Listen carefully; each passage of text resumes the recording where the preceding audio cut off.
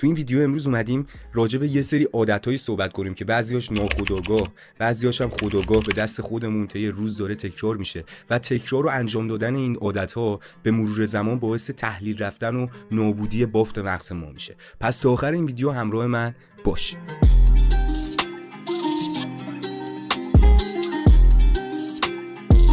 خب اولین موردی که از این عادت‌های مخرب و بد برای ما، مخصوصا ما فارس‌زبونا، حالا از ایران، افغانستان یا هر جای دنیا که هستیم، در معرض اخبار بد بودنه. طی روز ما حالا به واسطه اتفاقاتی که داره توی کشورمون میفته و مسائل و رخدادهایی که برامون به وجود میاد، یه سری اخباری میشنویم که اصلا کاری از دستمون براش بر نمیاد، کاری نمیتونیم راجبش بکنیم. فقط اون بار منفی که از شنیدن اون اخبار، از اون ناراحتی هستش، داریم به خودمون اضافه میکنیم. تو این ویدیو امروز اومدیم راجع به یه سری عادتایی صحبت کنیم که بعضیاش ناخودآگاه، بعضیاش هم